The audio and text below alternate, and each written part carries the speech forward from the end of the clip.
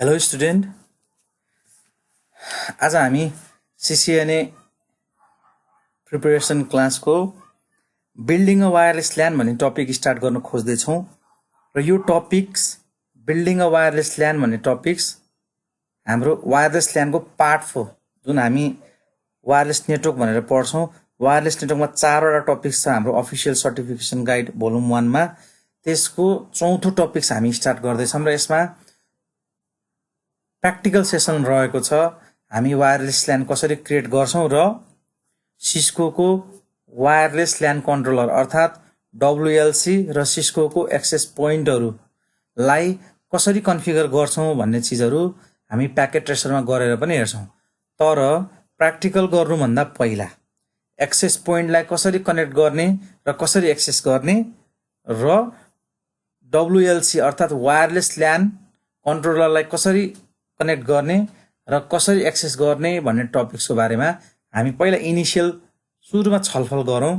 केही कुराहरू त्यसको टर्मिनोलोजीहरू बुझौँ र वायरलेस ल्यान कन्ट्रोलरमा दुईवटा चिज पोर्ट र इन्टरफेसको कुरा आउँछ, किनभने त्यहाँ नम्बर अफ इन्टरफेस र नम्बर अफ पोर्ट्सहरू त्यसको बारेमा बुझौँ अनि बल्ल हामी प्र्याक्टिकल सेसनमा जाउँला। र यो वायरलेस नेटवर्कको चौथो पार्टमा 3टा सेसन बनाएको छु। पहिला हामी चाहिँ WLC अर्थात् वायरलेस ल्यान कन्ट्रोलरको इन्टरफेस पोर्ट र एक्सेस पोइन्टको बारेमा हामी पढ्छौँ। त्यसपछि वायरलेस ल्यानको कन्फिगरेसनको थ्योरेटिकल अप्रोच हेर्छौँ अनि देन फाइनल्ली तेस्रो भिडियोमा हामी चाहिँ प्याकेट ट्रेसरमा कसरी कनेक्ट गर्ने, कसरी चाहिँ हामी इन्स्टल गर्छौँ, कसरी कन्फिगर गर्छौँ, त्यो सबै चिजहरू हामी त्यहाँ एनालाइसिस गर्छौँ। अब ढिलो नगरिकन हामी यो सेसनलाई स्टार्ट गरौँ। सबैभन्दा पहिला हामीले यो दुईटा फिगरको बारेमा थाहा हुनु पर्यो। यो भन्दा अगाडिको भिडियो लेक्चर जुन पार्ट 2 भनेर हामीले डिफाइन गरेको छौँ त्यो भिडियो तपाईहरुले हेर्न आवश्यक छ है। यदि यो कुरो बुझिदैन एक्सप्लेन गर्दाखेरिमा, जस्तै एक्सेस पोइन्ट भनेको के हो नै बुझिदैन भने भिडियो पहिलो भिडियो हेर्नु पर्यो र वायरलेस एक्सेस पोइन्टको आर्किटेक्चरहरुको बारेमा हेर्दा अटोनोमस एपी अनि त्यसपछि cloud based architecture, split MAC आर्किटेक्चरहरुको बारेमा हामीले भिडियो 2 मा पढाएको थियौं। त्यो कुराहरू हेर्न पर्यो नि बल्ल हामी यहाँ आउनु पर्यो। यो भन्दा अगाडिको सेक्युरिटीको पाटो बरु अहिलेलाई चाहिएन, हामी कन्फिगरेसन गर्दा चाहिन्छ, तसर्थ यो भन्दा अगाडिको भिडियोजहरु हेरेर मात्रै यो भिडियोमा आउनु होला। र यो जुन पाटो देखाएको छौं हामीले यो अटोनोमस एपी को आर्किटेक्चर हो र सबै म्यानेजमेन्टको फंक्सन्स र रियल टाइम फंक्सन्सहरु सबै यसले हेर्छ भनेको थियौं हामीले अस्तिको क्लासमा। र स्विच ल्यान र अटोनोमस एपी लाई जोड्ने जुन लिंक छ त्यसलाई हामीले ट्रङ्क लिंक भन्छौं र प्रत्येक एक्सेस पोइन्टमा क्रिएट भएको एसएसआईडी हाम्रो चाहिँ यो स्विचबाट क्रिएट भएको भिल्यानसँग के हुनु पर्यो त कनेक्ट हुनु पर्यो, जसले गर्दाखेरि यो बेसिक सर्भिस सेटबाट अरु अदर एरियाजमा कम्युनिकेट गर्नको लागि स्विच नेटवर्कबाट जाने हो भने हामी यसको थ्रुबाट जान सक्छौं। र अर्को चीज यही अटोनोमस एपी लाई we can divide that autonomous AP into 2 parts. एउटा हामीले वायरलेस ल्यान कन्ट्रोलर भनेर भन्छौं जुन चाहिँ टपमा राख्छौं र बटममा हामी चाहिँ लाइट वेट एक्सेस पोइन्टहरु राख्छौं। जति पनि म्यानेजमेन्टको फंक्सन्सहरु छ सबै चाहिँ वायरलेस ल्यान कन्ट्रोलर WLC ले हेर्छ र जति पनि चाहिँ रियल टाइम चाहिँ कामहरु जस्तै म्याक एड्रेसहरुको म्यानेजमेन्ट गर्नु पर्यो, इन्क्रिप्सन्सहरु गर्नु पर्यो भने त्यो सबै चीजहरु लाइट वेट एपी ले चाहिँ काम गर्छ। लाइट वेट एपी र स्विच ल्यानको बीचमा जुन लिंक छ त्यो चाहिँ हाम्रो एक्सेस लिंक हुन्छ र WLC र लाइट वेट को बीचमा कनेक्ट गर्नको लागि टनलिङ हाम्रो यहाँ यो टनलिङ दुईटा हुन्छ। त्यसलाई हामीले यो टनलिङको प्रोटोकललाई क्यापवाप भन्छौं।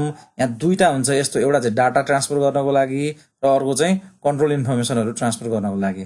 कहिलेकाहीँ टिक्लाउनेमा सोध्छ, जस्तै अटोनोमस एपी र स्विच ल्यानको बीचमा जोड्ने लिंकको नाम के भन्दा ट्रङ्कमा टिक्लाउनु पर्यो, स्विच ल्यान र लाइट एपी को बीचमा के भन्दाखेरि एक्सेस लिंक। अब यो भयो हाम्रो अटोनोमस र लाइट वेट एपी को बारेमा थोरै इन्फर्मेसन। अब यदि सिस्को को एपी हरुलाई कनेक्ट गर्ने हो भने सबैभन्दा पहिला जसरी हामीले नर्मल स्विच र राउटरलाई हामीले कन्फिगर गर्दा के गर्थ्यौं, इनिशियलमा केही पनि नहुँदाखेरि सुरुमा ब्रान्डेड नयाँ किनेर लिएर आउँदाखेरि कन्डिसनमा हामी कुनै एउटा पीसीबाट त्यो राउटर र स्विचलाई कन्सोल पोर्टमा जोडेर कन्सोल केबलको सहायताले हामीले कन्फिगर गर्नु पर्थ्यो। अब्भियसली यहाँ पनि कुनै पनि एक्सेस पोइन्टलाई इनिशियली कन्फिगर गर्नु छ भने कन्सोल पोर्टमा कन्सोल केबल जोडेर कुनै एउटा रिमोटमा पीसी जुन छ हामीसँग त्यो पीसीबाट गर्नु पर्यो र एकचोटी त्यो एक्सेस पोइन्ट अपरेसनल भइसक्यो, त्यसमा आईपी एड्रेस आइसक्यो भने हामीले टेलनेट गरेर अथवा एसएसएस गरेर रिमोटमा बसेर हामीले कमान्ड लाइनबाट त्यसलाई के गर्न सक्छौं त कन्फिगर गर्न सक्छौं। एज तपाईको कमान्ड लाइन मात्रै नभइकन एक्सेस पोइन्टहरुलाई कन्फिगर गर्नको लागि हामीसँग ब्राउजर बेस्ड म्यानेजमेन्ट सेसन पनि छ। एचटीटीपी सेक्युर एचटिटिपी को थ्रुबाट हामी चाहिँ ब्राउजरमा गएर चाहिँ त्यहाँ एउटा चाहिँ हाम्रो GUI आउँछ, त्यसको बेसिसबाट बसेर पनि के गर्न सक्छौँ त, कन्फिगर गर्न सक्छौँ। अब अघिको केस थियो एक्सेस पोइन्टको लागि। अब यदि हामी WLC अर्थात् वायरलेस ल्यान कन्ट्रोलरको भन्छौँ, त्यो पनि एक्ज्याक्टली हामी जसरी एपी को गर्छौँ त्यसरी नै गर्ने हो। र यो एपी WLC को लागि पनि हामी वेब ब्राउजरहरू कनेक्ट गर्न पर्यो भने we need a management address. अब यसमा चाहिँ यदि वायरलेस ल्यान कन्ट्रोलर अर्थात् WLC लाई कनेक्ट र कन्फिगर गर्ने हो भने पहिला सुरुमा हामीले के गर्नु पर्यो त, वेब ब्राउजर खोल्न पर्यो। र वेब ब्राउजर खोल्नको लागि एचटिटिपी अथवा secure HTTP with we need a management address. हामीलाई म्यानेजमेन्ट एड्रेस चाहिन्छ र त्यो म्यानेजमेन्ट एड्रेसको सहायताबाट चाहिँ हामी कहाँ जान्छौँ त, WLC मा जान्छौँ। र यो कुरा चाहिँ फेरि WLC को इनिसियल कन्फिगरेसन, जस्तै कन्सोल केबल जोडेर इनिसियल कन्फिगरेसन गरिसकेपछि त्यसलाई हामीले एउटा म्यानेजमेन्ट आइपी दिइसकेपछि, त्यो म्यानेजमेन्ट आइपी दिइसकेपछि मात्रै फर्दर हामी चाहिँ त्यसलाई चाहिँ कन्फिगर गर्नु पर्यो भने, यदि हामी ब्राउजर बेस्डमा बसेर गर्ने हो भने we need a management IP. त्यसको लागि चाहिँ हामीले त्यसलाई के भन्छौँ त, म्यानेजमेन्ट एड्रेस भन्छौँ। र त्यो म्यानेजमेन्ट आइपी चाहिँ त्यो WLC को म्यानेजमेन्ट इन्टरफेसमा लगेर जोड्नुपर्छ। अब अहिले हामी एकछिनमा पढ्छौँ, जस्तै पोर्ट र interface, different kind of ports हुन्छ, डिफ्रेन्ट काइन्ड्स अफ इन्टरफेस हुन्छ। त्यो WLC को धेरैवटा इन्टरफेसहरू मध्येको एउटा इन्टरफेस भनेको म्यानेजमेन्ट इन्टरफेस। यो म्यानेजमेन्ट इन्टरफेसले जस्तै इनिसियल कन्फिगरेसन गर्नु पर्यो, बुटअप गर्नु पर्यो, सिस्टम रिकभरीहरू गर्नु पर्यो होइन, अथवा चाहिँ तपाईँको कन्फिगरेसनहरू गर्नु पर्यो भने, अथवा यो म्यानेजमेन्ट इन्टरफेसमा हामीले म्यानेजमेन्ट आइपी दिन्छौँ र कुनै पनि वेब ब्राउजर खोलेर म्यानेजमेन्ट पर्सपेक्टिभबाट काम गर्नु पर्यो भने हामीलाई चाहिँ के चाहिन्छ त, म्यानेजमेन्ट आइपी चाहिन्छ। र यो चाहिँ सिस्कोको यो जुन चाहिँ WLC छ, यो चाहिँ तपाईँको web based graphical user interface हुन्छ यसमा। र यसैको सहायताबाट मोनिटर पनि गर्न सकिन्छ, कन्फिगर पनि गर्न सकिन्छ, ट्रबल सुट पनि गर्न सकिन्छ, अथवा हामीले SSH सेसनबाट पनि त्यसलाई के गर्न सक्छ, मोनिटर गर्ने, ट्रबल सुट गर्ने अथवा कन्फिगर गर्न सकिन्छ।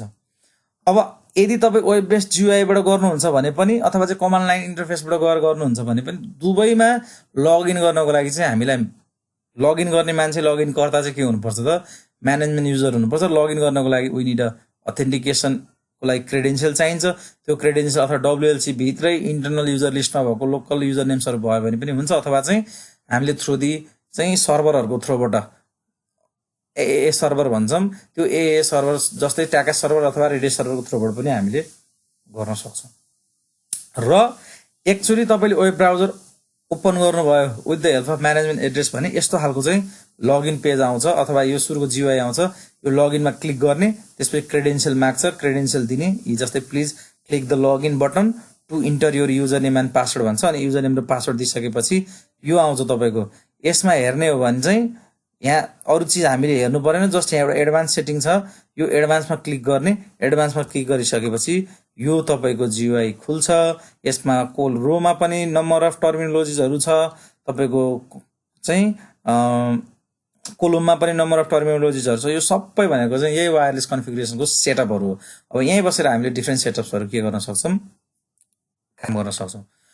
अब सबै चिज गऱ्यौँ हामीले, जस्तै कनेक्ट गर्नुपर्छ WLC मा भन्यौँ। अब यसको आर्किटेक्चरमा कसरी त WLC, सिस्कोको WLC छ, हामीसँग कनेक्ट कसरी गर्ने, के हुन्छ त त्यहाँ भन्दाखेरि we have a controller ports and controller interface, दुईटा चिज।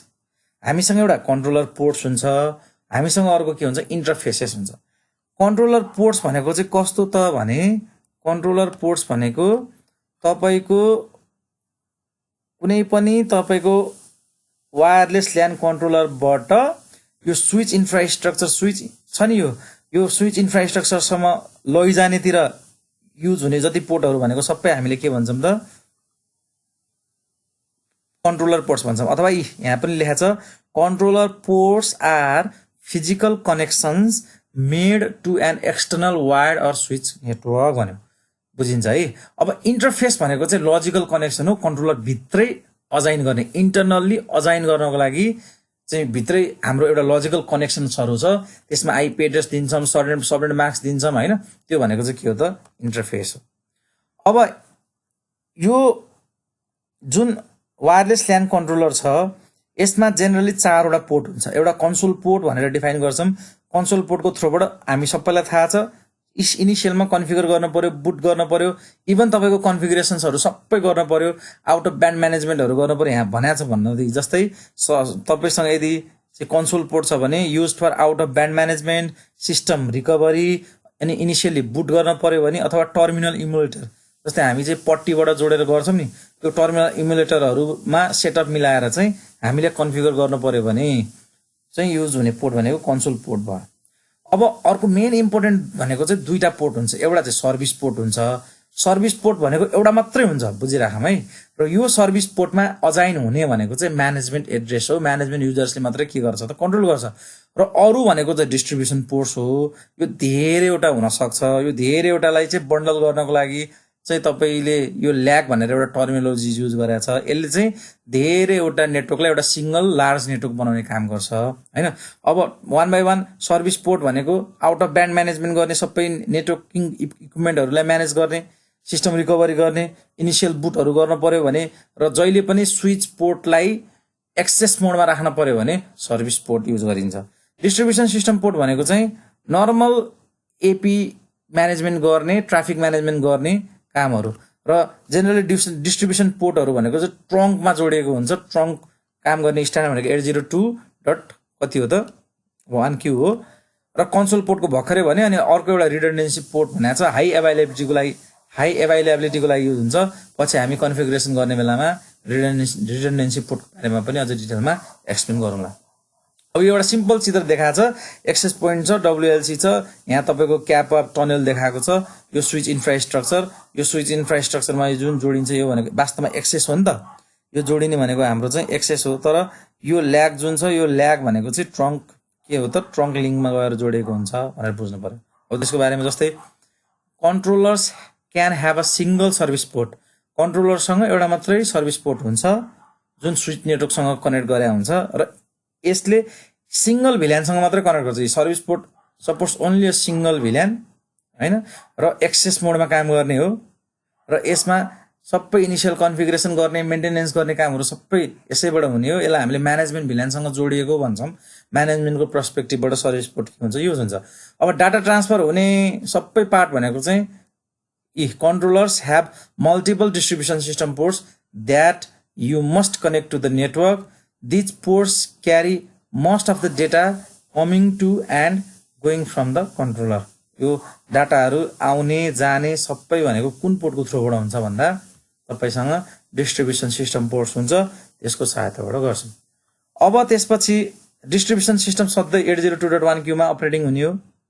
र धेरैवटा चाहिँ तपाईँको चाहिँ डिस्ट्रिब्युसन सिस्टम पोर्ट छ नि, त्यसलाई चाहिँ एउटै लार्जर लिङ्कमा बनाउनको लागि LAG अर्थात् लिङ्क एग्रिगेसन ग्रुप भनेर हामीले युज गर्छौँ कन्फिगर गर्दाखेरिमा हैन। त्यो अघि मैले चित्रमा पनि देखाइसकेँ। र चित्रमा 4वटा डिस्ट्रिब्युसन सिस्टम पोर्ट छ यहाँनिर।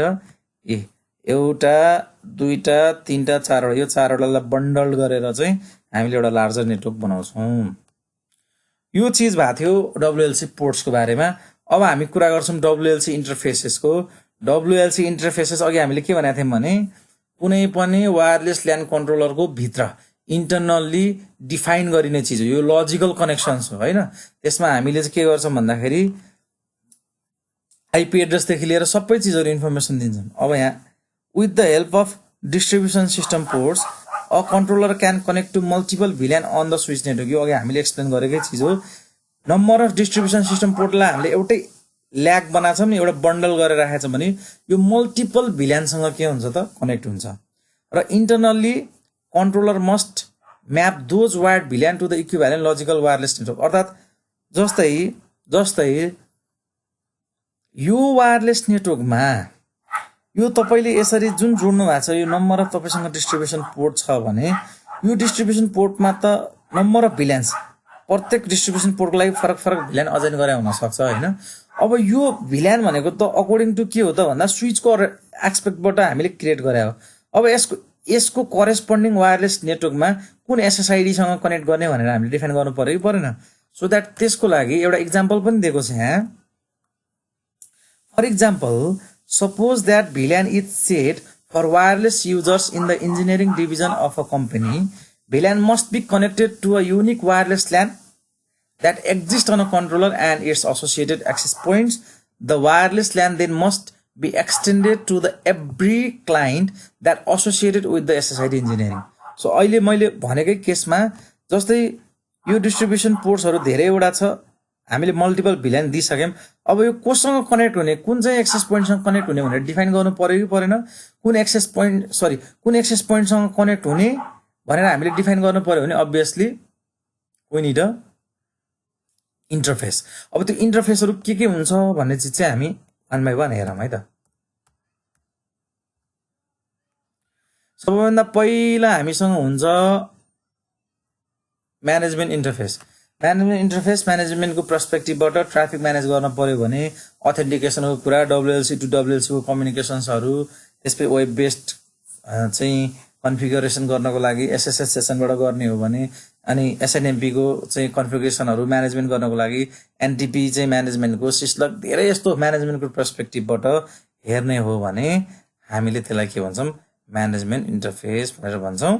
त्यसमा एउटा टर्मिनोलोजी, यो टर्मिनोलोजी आफै पढ्ने है। अहिले हामीले इन्टरफेसको मात्रै कुरा गरिरहेका छौं। र अर्को हुन्छ भर्चुअल इन्टरफेस। भर्चुअल इन्टरफेस भनेको generally IP address facing wireless clients when the controller is relaying client DHCP request, performing client web authentication and supporting client mobility. Virtual इन्टरफेसले सपोर्ट गर्ने भनेको एउटा मोस्ट इम्पोर्टेन्ट भनेको चाहिँ क्लाइन्ट मोबिलिटी हो। जस्तै roaming function हुन्छ नि, रोमिङ फंक्सन्समा चाहिँ जस्तै यदि मोबिलिटी ग्रुपहरु सेम छ भने हामी भर्चुअल इन्टरफेसको सहायताबाट, भर्चुअल इन्टरफेस एड्रेसको सहायताबाट हामीले चाहिँ त्यसलाई आइडेन्टिटी देखाउन सक्छौं। र अर्को भर्चुअल इन्टरफेसको एक्जाम्पल भनेको जस्तै कुनै पनि एउटा क्लाइन्टमा के इस्यु आयो भने IP एड्रेस चाहिँ अझै अब्टेन गर्न पर्यो, DHCP को इनेबल गरेर DHCP सर्भरबाट चाहिँ IP एड्रेस अझै गर्नु पर्यो भने त क्लाइन्टले त त्यो इन्फर्मेसन कसलाई पठाउने हो? त्यो इन्फर्मेसन त WLC लाई पठाउने। WLC ले डाइरेक्टली कसलाई पठाउँछ त? एक्चुअल DHCP सर्भरमा पठाउँछ। तर क्लाइन्टको पर्सपेक्टिभबाट हेर्दाखेरिमा WLC को भर्चुअल इन्टरफेस एड्रेस हो भनेर मात्रै के हुन्छ त बुझ्ने हो।